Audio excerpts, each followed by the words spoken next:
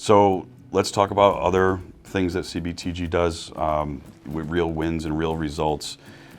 We have a lot of our clients that are in Connecticut for headquarters, but have locations outside of Connecticut. So a lot of our larger tier clients, they'll have their base of operations here. They're considered a Connecticut company. They hire a Connecticut IT company, it's right in the title. But we end up finding out that they have 3 or 4 locations across the country or sometimes even across the globe. Talk to me about how we're successful there and how we support those kind of companies.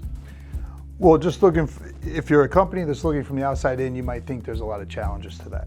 And if we set up the networks the correct way when it comes to our services and support and make sure that we roll it out to all of the end users, a lot of times the service we're able to provide, the locations outside of the state are similar to the ones inside of the state. And if we ever have to jump on a plane or jump in a car to go there for any major network upgrade, we've done that plenty of times. Yeah, a few times a year. A few times a year, and certainly some of the states are more fun to go to than others, but we'll leave that alone. But from a tech standpoint and from a sales executive standpoint, it's always important for us to make sure that those other locations feel like they're part of the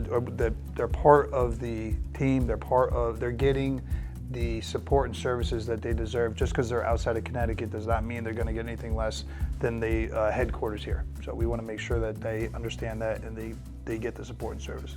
So I can assume that you're still trying to get a client in Hawaii? Oh yeah, it's. Yeah, any success there? The CBTG Hawaii branch is not open yet. So. Yeah, I think, all joking aside, I think the last count we were in 17 states and 6 countries or territories, even though we provide all our service from here in Connecticut. And even in Connecticut, we used to have 2 locations. We were at our main office here in central Connecticut, and we at one point took a facility on in Fairfield County, thinking that brick and mortar down there would help us establish. And that worked for a little while. I think COVID caused us to rethink things and kind of consolidate some budgets. And during that same time, we took a much bigger space here in central Connecticut. And frankly, I really liked having everyone under the same roof.